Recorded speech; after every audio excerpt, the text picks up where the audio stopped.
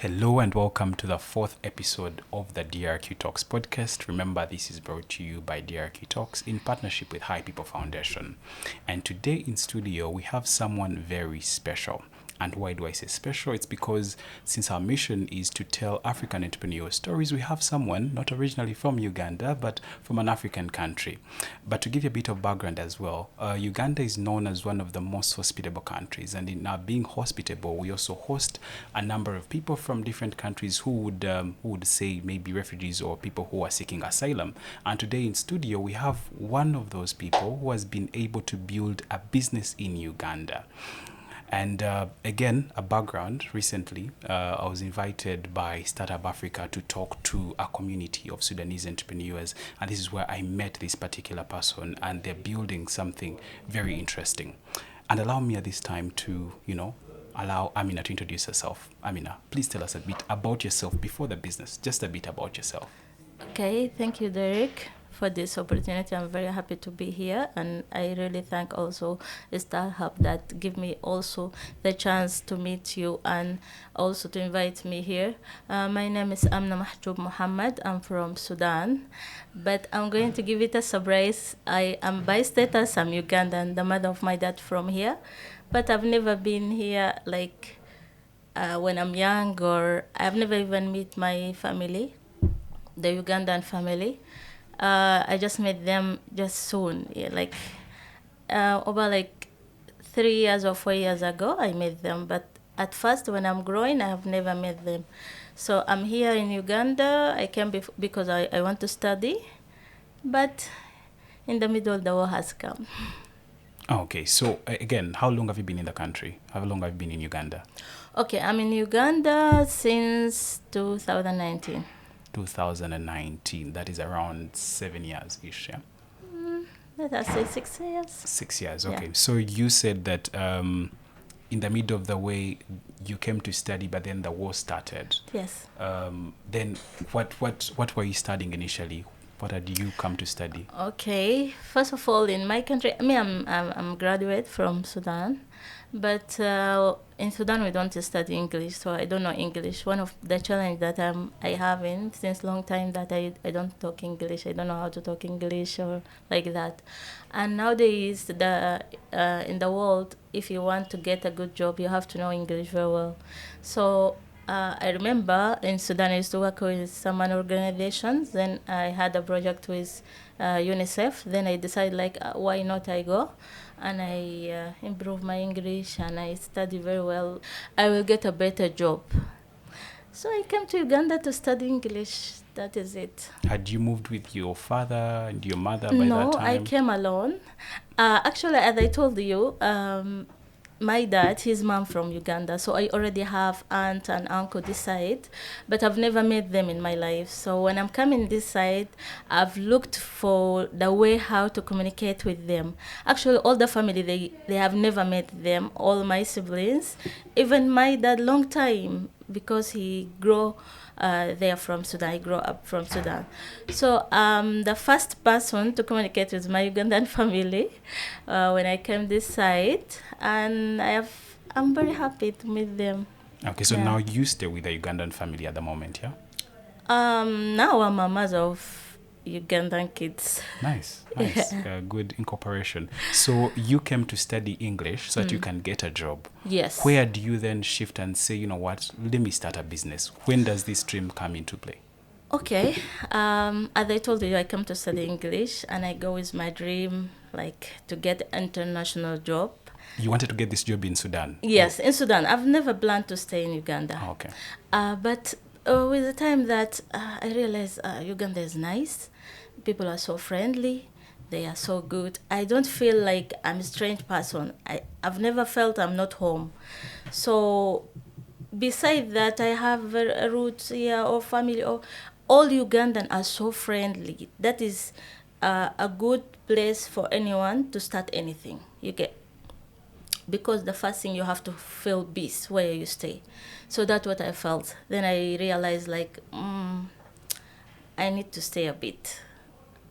And I stopped my dream a bit also of getting that international job in UN. That's one of my dreams. So So then you decide to stay. But then at what time do you decide that, hey, let me start a business? And in fact, start a business, not even get a job in Uganda. You decide to start a business. Why? Yeah, it's 1 year ago. So I've been very okay. And as I told you, when the war started, I was pregnant with my second child. Then I was very okay, comfortable with the family. I have no problem, everything like in order to me. But when the war started, I have experienced something I've never experienced before. And what is that? My family, they need me. They are there. They are suffering. Our house no longer there. Our things, property no longer there. So people actually like I find my brother in this border of Egypt, another one there in another city. My mom, she entered Egypt. So it has been so hard, so difficult. I have to think, how am I going to help them? Because at first, I don't need to think that to get a job or whatever. I'm moving slowly with my plan, like I'm not in hurry, you know? This war has started. I start to think out of the box. I have to make money. How can I make money?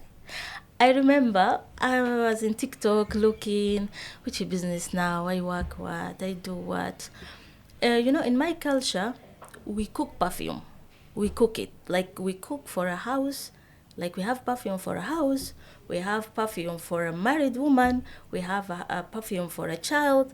So perfumes is something like everyday use in our life, you get. And I've grown when I'm seeing my mom cooking those things, my neighbor, everywhere we go. It is very important things. Even a married woman, we have when a woman get married, she has to move with perfume. We cook a special perfume for her, a lot of perfume to move with. So I'm grown in that. So when the war started and I need to make something to make money, I start to look like, what do I know to bring it up, and I get money from that. The first thing, okay, I have started cooking these perfumes, and it was so good. But again, I don't know people. I don't know even how to bring it up and say, you buy from me. And I'm the person that I've never sell something and I get money, you know. You know how it is hard when you have never done something. You've never been in the business kind of space. I've never all my life. Then I'm looking in TikTok, compare that already I like perfumes. I've seen in Ugandan TikTok, they say, if you're starting a business, if you want to what, we have a perfume package at 36,000, you get this 3 ml a dozen, like that. Without thinking, I just communicate with the lady. I want to start what. But I don't know where she's staying, yeah? I don't know her location. So I realize I've ordered from very far. Like, the perfume to reach me, I need 15,000. And I thought it's something just near. So, a second, maybe to understand, you wanted to cook or to make your own perfumes, yeah? I finished to cook mine, but I realize people, they doesn't know that one. They don't know that. So when I'm looking in Ugandan TikTok, I found already there is perfume, these oil perfumes. Yeah?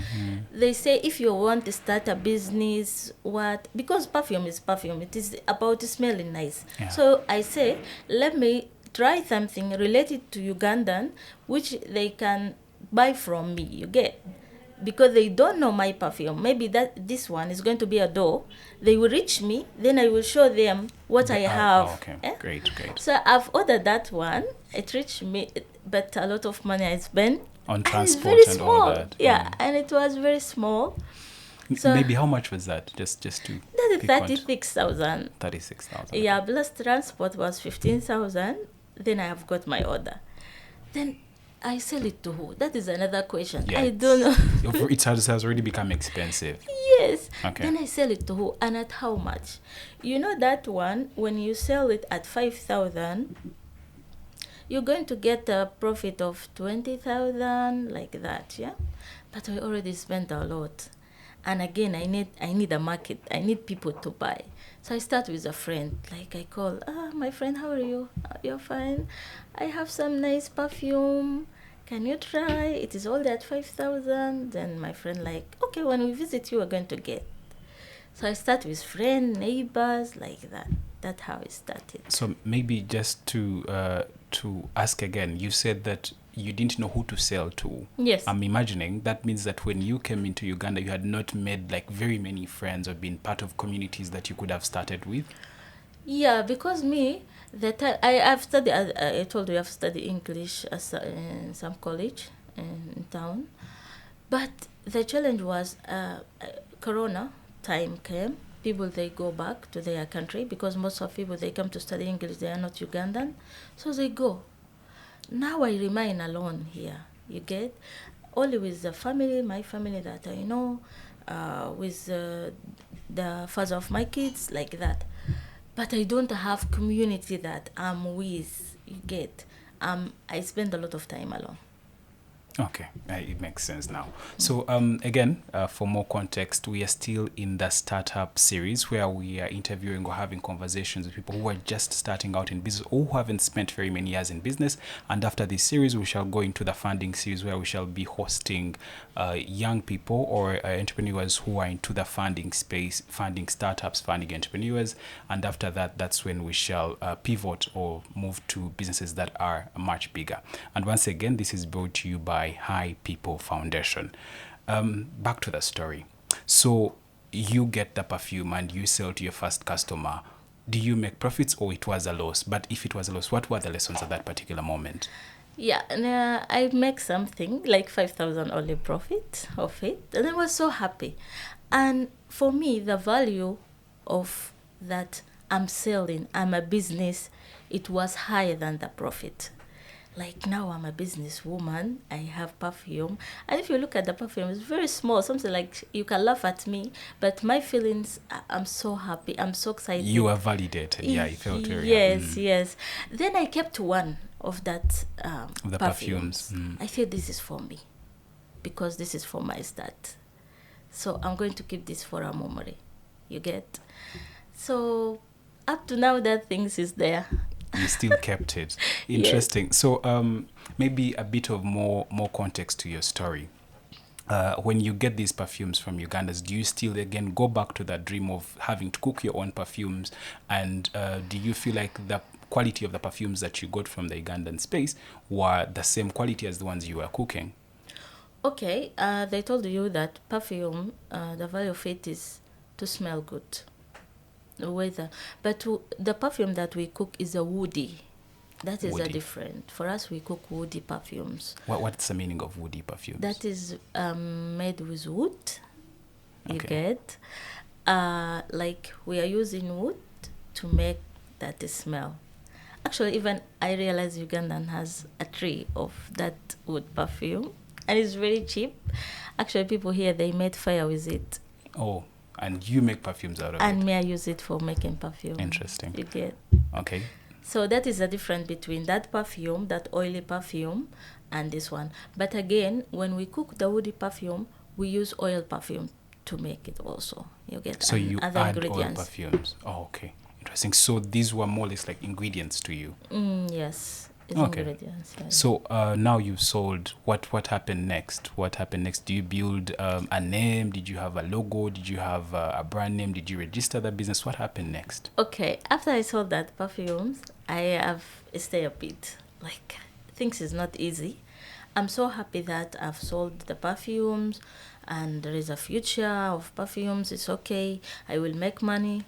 But it is a words.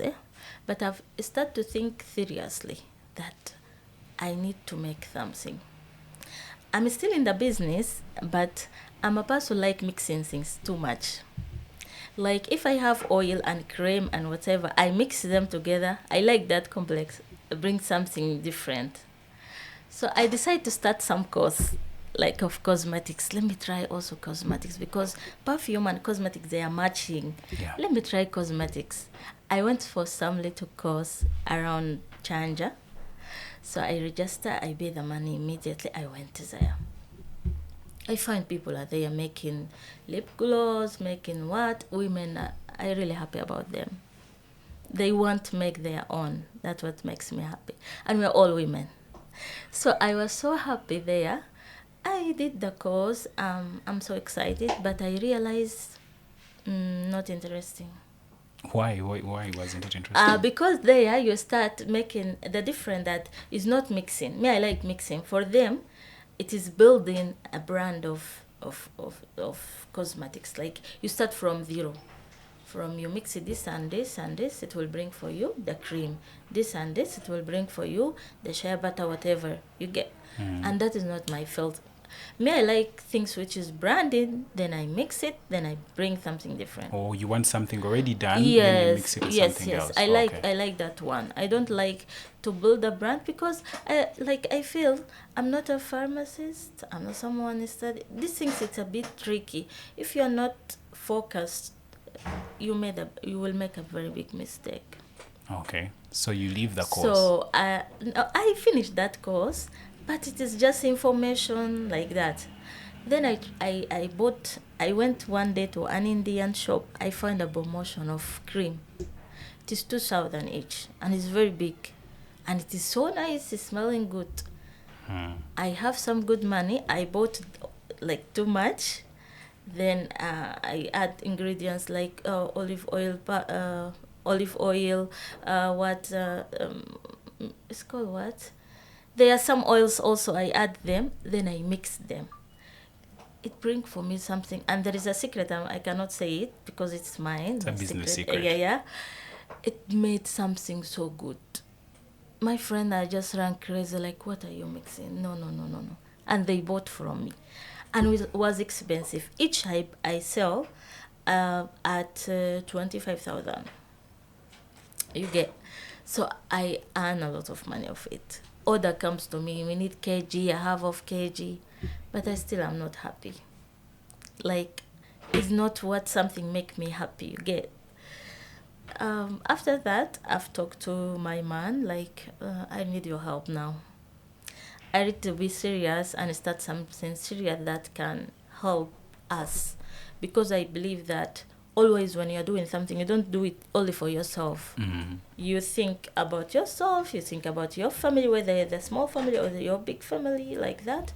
You think for a future. It's not about just selling something and earn some money and go and enjoy that money. And you had the pressure of the family that was already hit by the war. Yeah, that is what makes me jump from here to here. I need something, a lot of money, and something has value also. It's going to continue. It's going to be brand one day. But maybe to ask a bit of a question to attach a time frame. So from the time you decided to sell perfumes or cook perfumes to now where you finished the course and you've also bought from the Indian guy, how long was it? How long did it take you to reach to that level? Okay, it has been some months, you know. Like how many months? Just for context. Yeah. Let us say like 3 months from I sell that perfume, and I've started that to believe I'm a businesswoman. And I'm start to move in that road. I'm a businesswoman, and you have to behave with me as a businesswoman. So I'm trying here and there, telling that. And me, when I'm talking, like usually, I don't know. I can motivate. I can encourage you to support me. You get. So I've started that things with my family. The one I know they can manage to support me. Like I'm doing this. Like for example. My man can come from work, find me mixing in the table, putting the camera, taking videos, doing this, talking. So I start to believe she's doing something. You get me. Yeah, and one thing I've noticed from your story, or even from the time I met you, you've been a person that has been very open to more learning and being in spaces where you can learn more about the business and stuff like that. What do you think that has helped your business in terms of growth? Because one thing that I know is that some people, when they start their businesses, they think they are the good of knowledge and they don't want to seek more knowledge. But for you as a person who has been trying to seek more knowledge here and there, you went for the course, I met you at Start Hub, and you've said a couple of other things or places you've been trying to learn. How has that helped your business? Yeah, that one has helped me a lot, because one thing I believe that education never ends. Whenever just know that you are missing something somewhere. You get. So whenever I find a chance that I can learn something, from different field, by the way, not just like my field where I am. I go. If it is free, that is so nice and good. I'm saving some money. If it's not free, let me try if I can manage and I will join.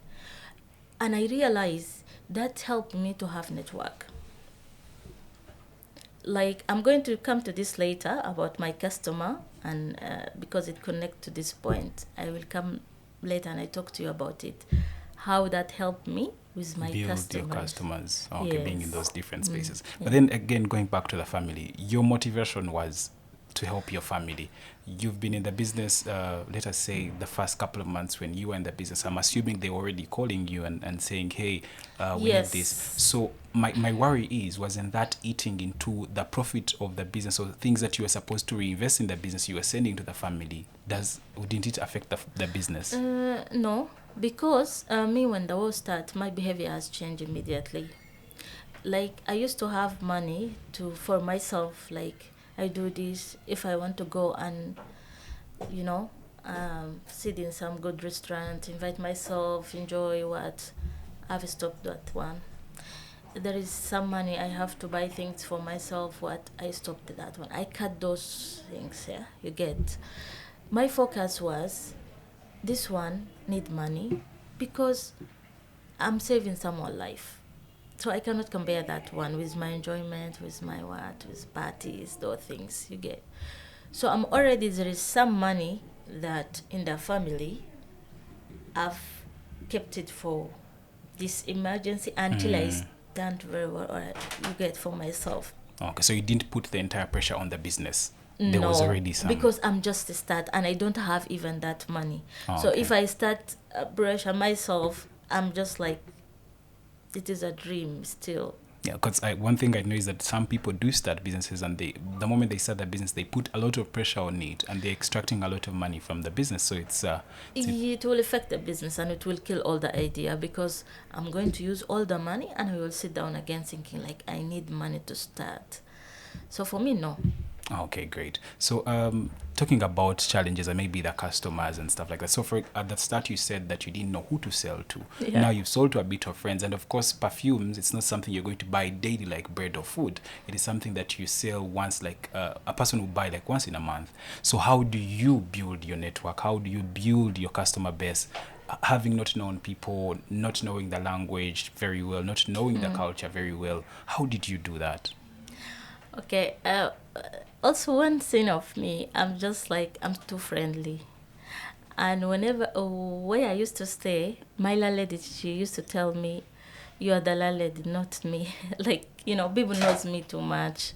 Like, in the area, they knows me. And I'm easy to make friend. Yes, it's not good to make a lot of friends again, but I'm easy to interact with people, to know people like that. So, come again. So I was just asking, how were you able to learn or to build a customer base, having not grown up here, having challenges with culture integration, having challenges with all those other things, but you're able now to build a customer base? And I'm Yeah. assuming some of your customers are Ugandans. Most of my customer Ugandans. Are Ugandans. So how did you actually go around it? So, one thing is that when I decide to have a business, like, okay, let me try the language. I try how to greet, how to know some, like the money. How to Now I count the know, money. now I know how to count the money. So I try some keys which can help me to enter to that society you get. And I go where program of Ugandan, any program they have what. I like to go and have more networking. Again, TikTok has helped me. I post a lot in TikTok. At first, like I started funny, but again I like, no, let us leave that one. Let me focus for business. So also has helped me. And there is one thing after, let me continue for the story. After like I sold that perfumes, I think I went there for cosmetics. There is a day again I find in TikTok a lady, Somalian lady. She's boasting like, you want to start this business? Come, it's 100. We teach you how to make lip gloss and we give you a package. immediately because I'm ready already looking for which right Opportunities. business that I can do. I went there. I did the course. I realized something very simple. So wait, what I learned is that at that moment you aren't even sure if you only want to do perfumes. You were just looking for... Yeah, I'm looking for something has money. I like perfumes, but I want money again. Money was a priority. Okay, makes sense. Was the stress that time. So when I went that Somalian lady, I realized her shop, in the top of her shop there is another shop, and it's very good price, was 200, something like that. Yeah, it was at 200. Then I was like, okay. I asked her, like, at first I do not thought that it can be cheap. I thought like 1M, 500, and I don't have all that money. Then I told her, now I want to start, I'm happy that you're a woman and you're working. Also I want to build myself and I work. And most of the people in that mall, they are women. I realized they are starting their business. So I told her that even I want to start. And the lady was so good. Actually allowed me to tell her, thank you so much, Fatuma, for helping me. I have a lot of challenge with Somalis, but she's the one made me believe that still there are good people around. So I asked her about that shop, and she told me, no, you can start, what? You can work, we can do this, tomorrow we don't know what. So I rent that place. But it is very far from my home. That is the challenge.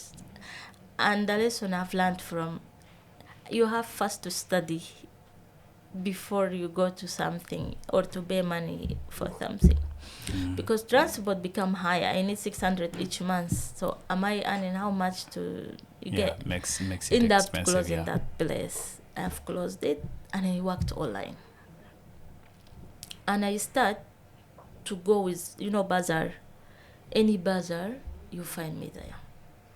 Carrying my things. So you pay fees to showcase at those different places rather than paying rent and transport? Yes, because I realized that these things need also people, need networking. You cannot be alone just in the shop and you think you need to you're go to going places. to... Yeah. Okay.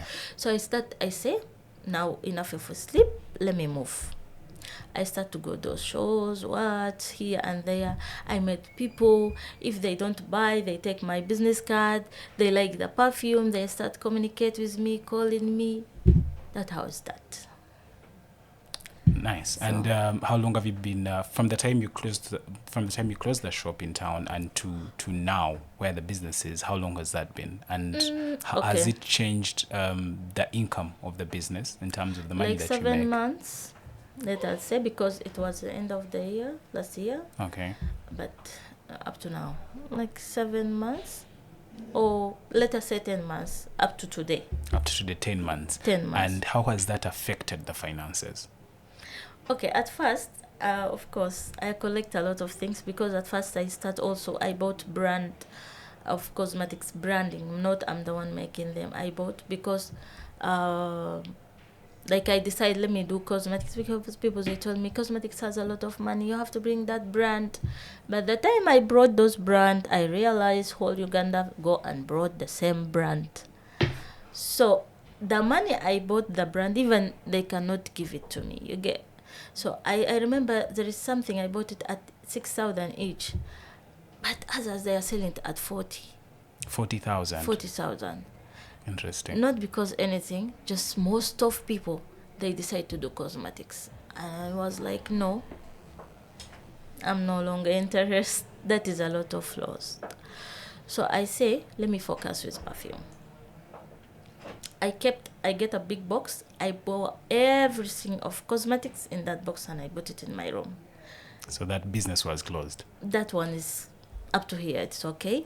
I say better I use them myself for my routine, like that. I sell to people near me than I put in a shop and I know I'm not earning anything, just wasting. So I decide to focus. But before that, I forgot to tell you, when I decided to open that shop, I looked for register the company. My firstborn is called Amy. So I thought about, okay, why not I put Amy's Natural Touch? So I put that name and I register. Now I have a company, but I don't have money. So you registered the business as Amy's Natural Touch. So you registered as a Sudanese or as a Ugandan? As a Sudanese. I'm not Sudanese. yet get any paper of Ugandan. Wasn't that challenging, registering a business as a Sudanese? Yes, it is. How was the process? What's the process like? Yes, I thank my husband for helping me. Of course, he's Ugandan. Okay. Great. Yeah, but for me, because I don't know the places, maybe the process is very easy. But me, I don't know where to start. What should I do? So the lesson is that you got help from a Ugandan who Yes, helped you with the registration of the business. yes. I'm happy that Ugandan always for me. They are like a friend, like neighbor, even my man. So I'm happy of that things. So when I face the challenge, I don't know where to go, who to ask. The paper, I give it to who? Yes, of course, I have those review, whatever, but to give it to who? So he helped me with that side of registrations after suffering. Like me, I tried to surprise him, like, let me go and do it myself. I come with my paper, like, I'm done. But I realized, no, I don't know anything. I need help. So I came to him again, and he has helped me. Yes, and I registered the company. Let's talk about the perfume business now. Let's go. How is it going, and how are you doing it? Plus, another thing is that one thing I've noticed is that there are very many people selling perfumes today, especially oil perfumes. But then again, you as Amy's Natural Touch. Amy's Natural Touch, what is making your business different from all the people that are doing and selling perfumes? And the fact that you don't have a physical location, you are working online. How are you able to maintain the business? Okay, yes. I was working online. Yeah. Of course, today I'm not online only, but I was working online. You opened another shop? Yes. Nice. So I was working online, and I told you I participate here and there, but there is something different. Always in business, you have to be different from others. Yeah. Try for something, attract people, make you like special to them. Fill the space that they are missing. You get. Then you're going to be important to them. You get, and they will give you happily their money. That is it. So I see that oil perfume everywhere. 4 years ago or 5 years ago, Ugandan, they are not much in with perfume. Most of them, they tell you we are allergic, what, but they are perfume for allergic people. You get. But with time, when they realize and they get the sweetness of perfume, that perfume can change the mood, can make someone happy, can, they start to bring. And too much. Same like the time the people, they decide to bring cosmetics. Mm-hmm. They went to the field of perfumes. And there are very many perfumes now. Yeah. Too much. Each corner has perfume. I have to sit down and think again. In my country, we do mixing perfume. Like, if I like, for example, Royal Blue, that, or Coco Mademoiselle, Coco Chanel, or Victoria's Secret, no need for me to go and look for $200 and buy them. And again, no need to go and get the Kobe, which is you spray it now, 1 minute has gone. So, in my country, we bring the oil from those big company, and we start to mix it in nice packaging and long lasting, so nice, and according to you. Like, you can meet people which they mix, but they are not interested. Like, it's not good. You get, because some people, they just think like they don't care about the quality, whatever. They just want sell, small money, and they go. But me, I have said with myself, I want to build a brand. And I want to build something is going to last. And it's going to be one day something very big, international. My dream, I always want to be international. Like, I want a job which is international. So now I want this brand to be international, to be known. An African woman, she has a brand, it can reach anywhere in the world. And it's going to be, I believe that. Inshallah. Yeah. So you said you import or you bring in the oils. We are going to talk about suppliers later, but maybe a quick question. Have you found out how those people make the oils, and is it possible to make those oils here?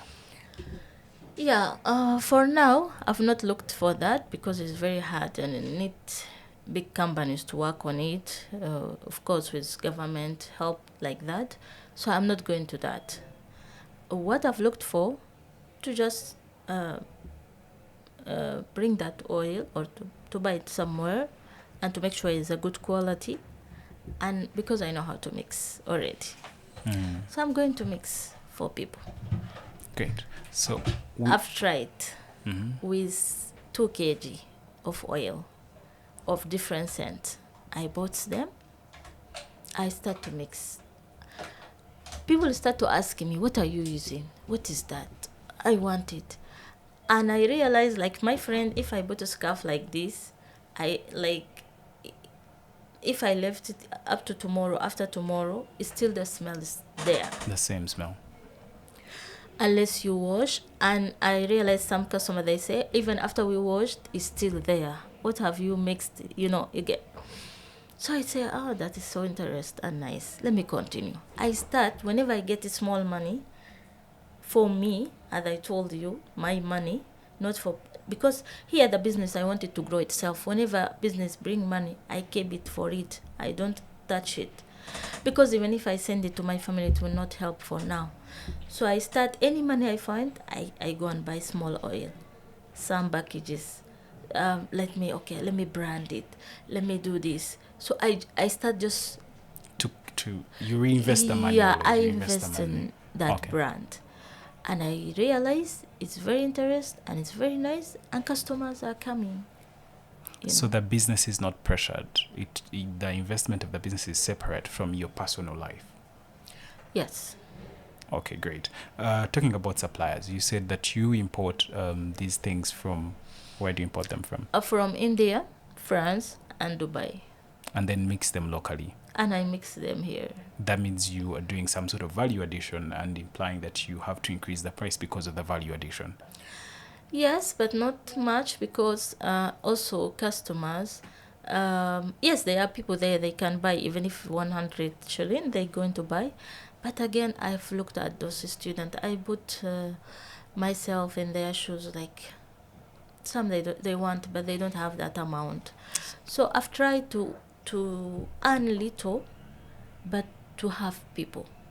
To have a community around your business. Yes. So have you defined your market, that the people that you want to sell to, this is the exact group of people you want to sell to, or you're still figuring it out? Okay.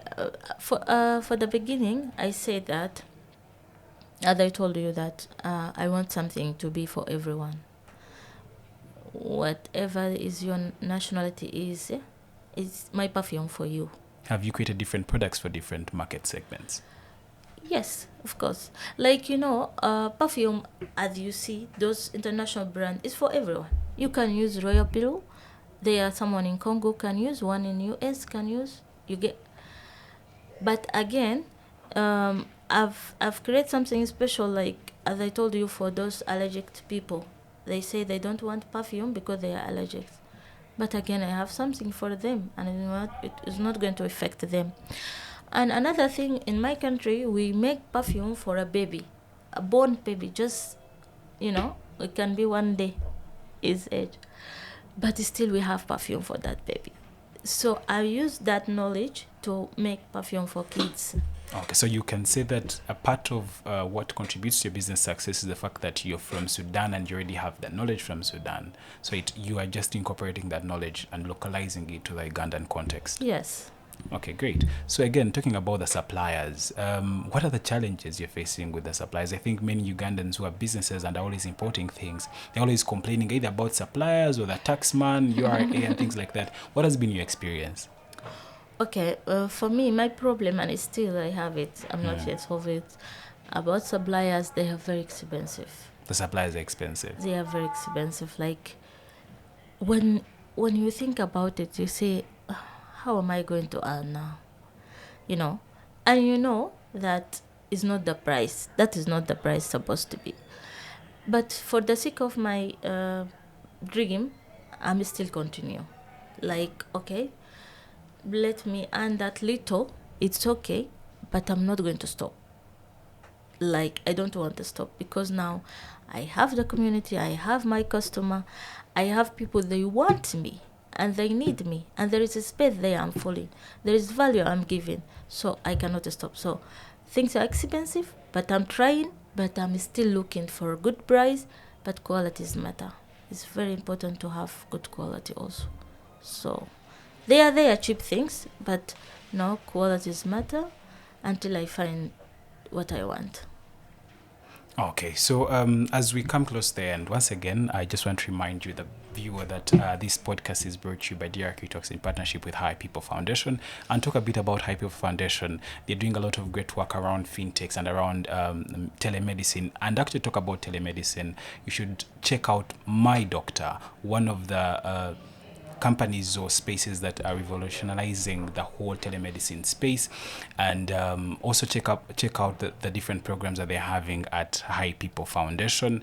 And you can always find this particular podcast, DRQ Talks, on YouTube and TikTok and any other spaces where we do post the podcast. And coming back to you so that we close this.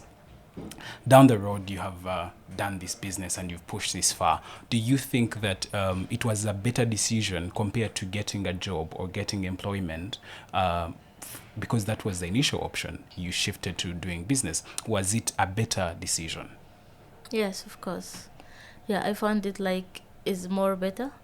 I'm a manager of myself, first of all. Secondly, whenever I'm doing hard, whenever I'm working, whether morning, whether if I'm working all the day, the benefit I'm getting, it is mine.